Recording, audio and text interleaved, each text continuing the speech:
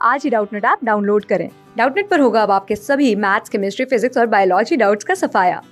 बस अपने क्वेश्चन की फोटो खींचो, उसे क्रॉप करो और तुरंत वीडियो सोल्यूशन पाओ। Download now. In this question, we have given a body of mass 1 kg is thrown upwards with a velocity 20 meter per second. It is momentarily comes to rest after attaining a height of 18 meter. How much energy is lost due to air friction? G equals to 10 meter per second square. तो हमें calculate करना था कितना energy lost होगा due to the air friction. तो मान लेते हैं इस तरह से हमने ग्राउंड से कोई एक बॉल वर्टिकली अपवर्ड डायरेक्शन में फेंका with initial speed you question में गिवन है 20 मीटर पर सेकेंड। इस बॉल की जो मास है वो हमें गिवन है m इक्वल्स टू 1 kg। इतनी जानकारी हमें गिवन है। क्वेश्चन में कहा जा रहा है ये बॉल है comes to rest in momentarily after travelling a height of 18 metre. तो बॉल ऐसे ऊपर की तरफ जाएगी, देखो ये ऊपर की तरफ ऐसे जा रही होगी। एक ऐसा समय आएगा कि बॉल रेस्ट में आ जाएगी और इसकी बॉल की फाइनल वेलोसिटी हो चुकी होगी 0। और कितनी हाइट तक ऊपर जाती है? क्वेश्चन में हाइट गिवन है 18 मीटर।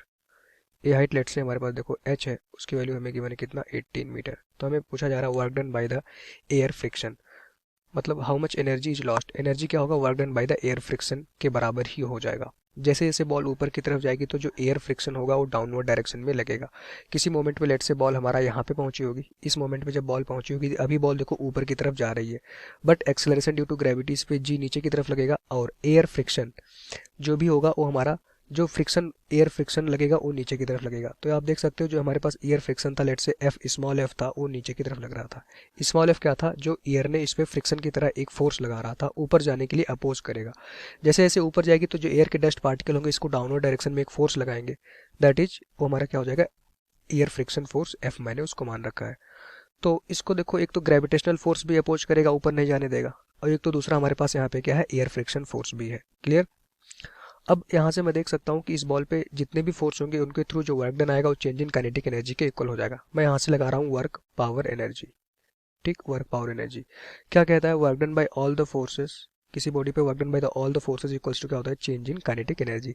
तो यहाँ पे देखो बॉल पे कितने फोर्सेस लग रहे हैं। एक तो ग्रेविटेशनल फोर्स लग रहा है डाउनवर्ड डायरेक्शन पे, तो work done by the gravitational force plus work done by the हमारे पास देखो ये क्या था? देखो work done by the air friction, क्योंकि एयर फ्रिक्शन फोर्स भी नीचे की तरफ लग रहा था। ये हमारा क्या हो जाएगा? चेंज इन काइनेटिक एनर्जी के। तो यहाँ पे change in kinetic energy final होगी माइनस इनिशियल काइनेटिक एनर्जी।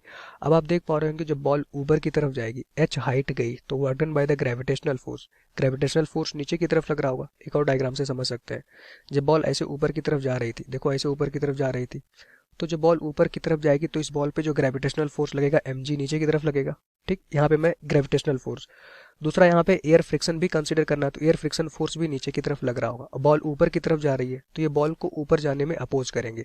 तो अगर डिस्प्लेसमेंट बॉल का ऊपर है, दोनों फोर्स नीचे की तरफ लगेंगे, तो इनके थ्रू जो वर्क डन आएगा वो नेगेटिव आएगा।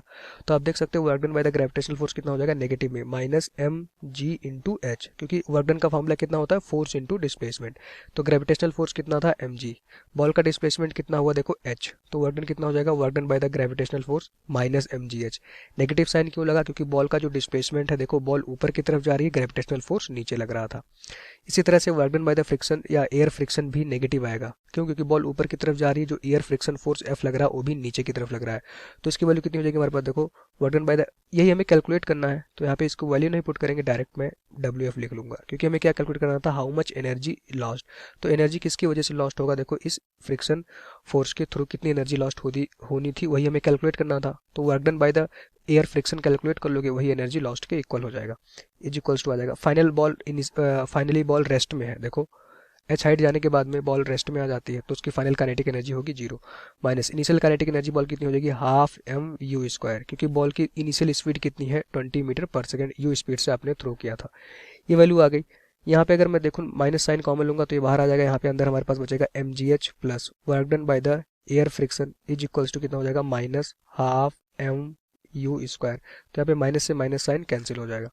सॉल्व कर लेना, वैल्यू आपको यहाँ से मिल जाएगी। हमारे पास देखो work done by the air friction is equals to half M U square minus आ जाएगा हमारे पास देखो एम जी एच। अच्छा, work done by the air friction ही क्या होगा हमारे पास? देखो energy lost due to the air friction, यही हमें कैलकुलेट करना था। तो work done by the air friction जो आएगा वही energy lost due to the air friction आ जाएगा। तो यहाँ से आप देख सकते हो W F is equals to half into जो बॉल था उसका मास गिवन है 1, इनिशियल स्पीड गिवन थी 20 का स्क्वायर आ जाएगा -1, मास 1 है, जी की वैल्यू 10 है और एच कितना है 18 मीटर की हाइट जाता है। तो जब इसको सॉल्व करोगे तो वैल्यू आएगी हमारे पास, देखो 400 डिवाइडेड बाई 2, 220 का स्क्वायर 400 आ जाएगा, यहाँ पे 2 है, माइनस इसकी वैल्यू कितनी आएगी 180, 10 इंटू सॉरी हाँ 10 इंटू 18 कितना हो जाएगा हमारे पास, देखो 180। तो यहाँ से आ गया वर्क डन बाय द ये एयर फ्रिक्शन, और यही हमारा क्या होगा, energy lost due to the air friction. तो डब्ल्यू एफ इजिकल्स टू आ जाएगा, सॉल्व करोगे वैल्यू आएगी 200 माइनस 180। तो जब सॉल्व करोगे वैल्यू आएगी हमारे पास, देखो 20 जूल। तो work done by the air friction कितना आ गया 20 जूल, और यही जो एयर फ्रिक्शन ने वर्क डन किया होगा इतना ही एनर्जी का लॉस्ट आएगा। क्लियर? क्यों एनर्जी का लॉस्ट होगा, क्योंकि देखो जो एयर फ्रिक्शन फोर्स था वो नीचे की तरफ लग रहा था, मतलब इस बॉल की या बॉडी की एनर्जी को कम कर रहा होगा। तो कितना जूल लॉस्ट होगा, 20 जूल। ये हमारा इस क्वेश्चन का आंसर हो जाएगा। एक इसका सेकंड मेथड भी हो सकता था, बहुत इजी मेथड वो भी है। पहले आप मान लो कि यहाँ पे कोई भी बॉल पे फ्रिक्शन फोर्स नहीं लग रहा था, तो बॉल एक्चुअली कितनी हाइट तक जाती। तो अगर वो हाइट कैलकुलेट करना चाहोगे, देखो V square equals to U square plus 2as फार्मूले से बॉल फाइनली रेस्ट में आ जाती है। जब किसी भी बॉल को आप ग्राउंड से यू वेलोसिटी से फेंकते हो, मैक्सिमम हाइट तक जब बॉल पहुंचती है तो उसकी वेलोसिटी 0 हो जाती है। इनिशियल स्पीड कितनी थी, 20 से आपने थ्रो किया था, माइनस साइन, माइनस क्यों, क्योंकि एक्सेलरेशन ड्यू टू ग्रेविटी नीचे की तरफ लगेगा।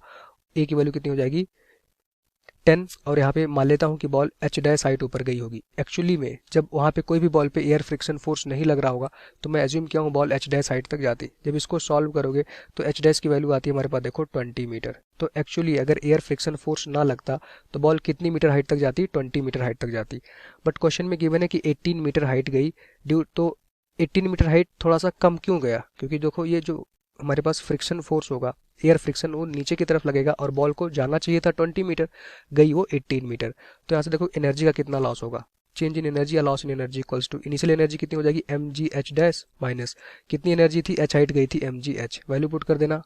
एम जी की वैल्यू 10 है, एच डैश कितना है 20 माइनस एम वन जी 10 इंटू कितना एक्चुअली में गया था 18 मीटर। क्यों ये कम गया था, जाना चाहिए था कितना 20 मीटर, गया 18 मीटर, इसलिए क्योंकि देखो इस बॉल पे एयर फ्रिक्शन फोर्स नीचे की तरफ लग रहा था, 20 मीटर जाने नहीं देगा।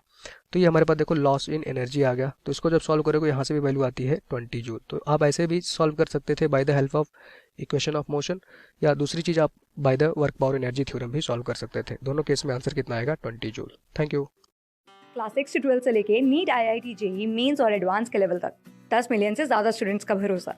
आज ही डाउनलोड करें डाउटनेट ऐप या व्हाट्सएप कीजिए अपने डाउट्स 8400 400 400 पर।